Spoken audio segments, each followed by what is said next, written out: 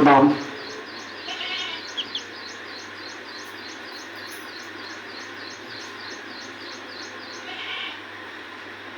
పాడనా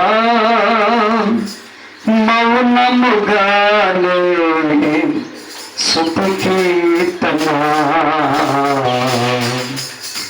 చూడనా ఊరకనే నిలిచి నీ పరాక్రమ కార్యములు.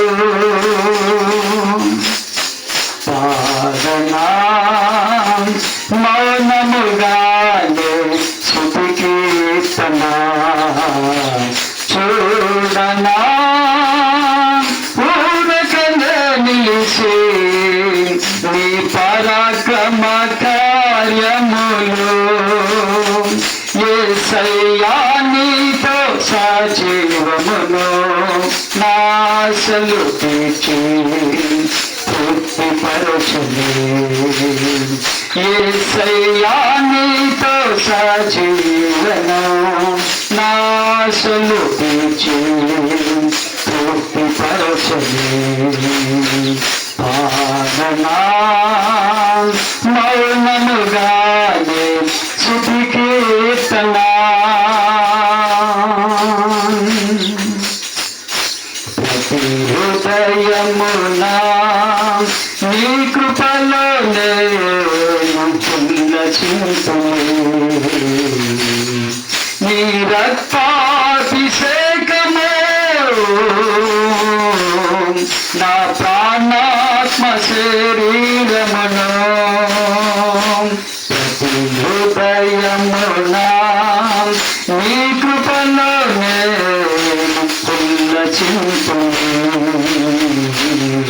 నీ రక్తాభిషేకము కడిగనే నా ప్రాణాత్మ శరీరమును. నా విమోచన గానము నీవే, నా విమోచన గానము నీవే, నా రాజన సేనము నీవే. నా విమోచన గానము నీవే, నా రాజన సేనము నీవే. పాడనా మౌనముగానే స్తుతి కీర్తనా, చూడనా ఊరకనే నిలిచి నీ పరాక్రమ కార్యములు. హల్లెలూయా.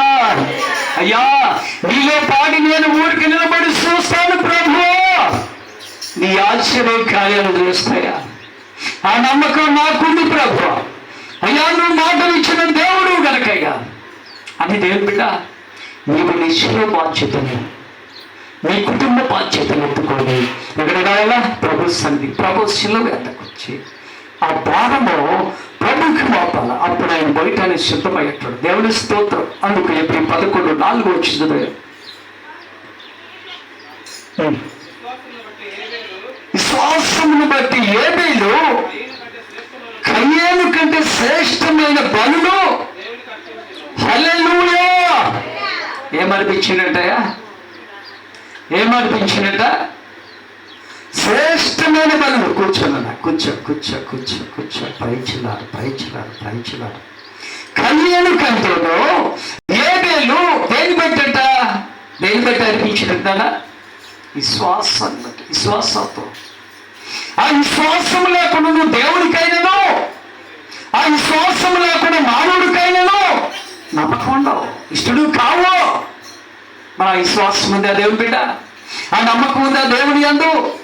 దయగలిగిన వాడు. నమ్మకాన్ని కోల్పోతూ ఉన్నావు. ఆ ప్రయోజనం నమ్మకాన్ని కోల్పోతే ప్రయోజనం లేదమ్మా. అమ్మ నిరీక్షణతో ఉంటే ప్రయోజనం లేదు. రాకడ సమయం ప్రారంభమైంది. చిత్తపాటు కలిగి ఉండు. దేవుని రక్షణ కొరకు, దేవుని రాకడ కొరకు వేసి ఎదురు చూడు. నా ప్రభు అంటుడు కయ్యను చూసి ఆయన దేవుని బిడ్డ విశ్వాసాన్ని బట్టి కయ్యేను కంటే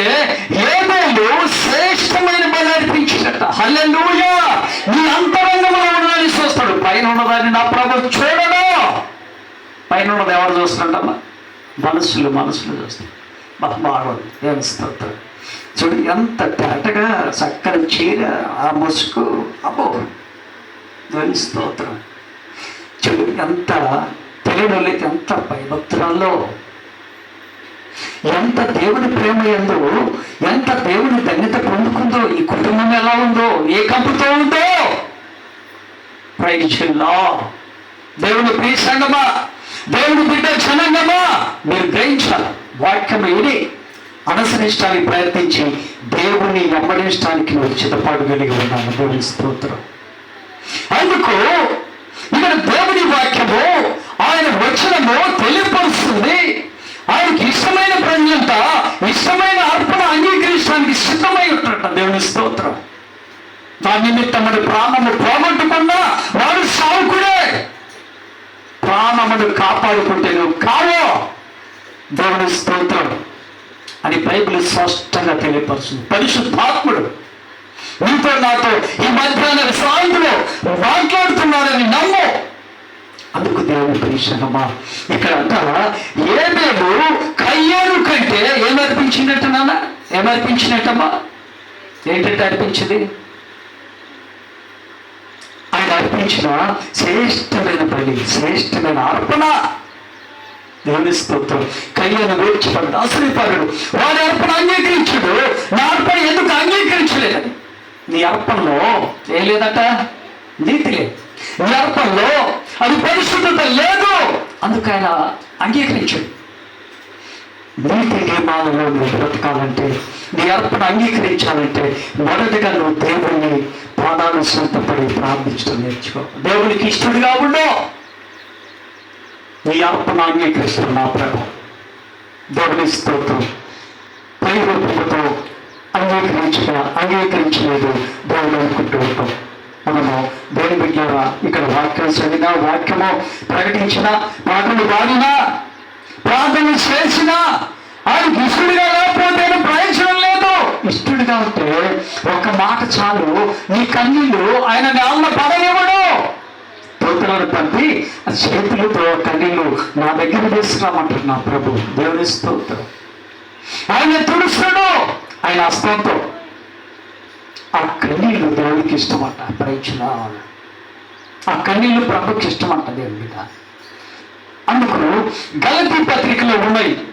అంతరంగము లేటో, పై భాగం లేటో, కింది భాగం లేటో. అవొకటి చెప్పి ముగించుకుంటా. దేవుని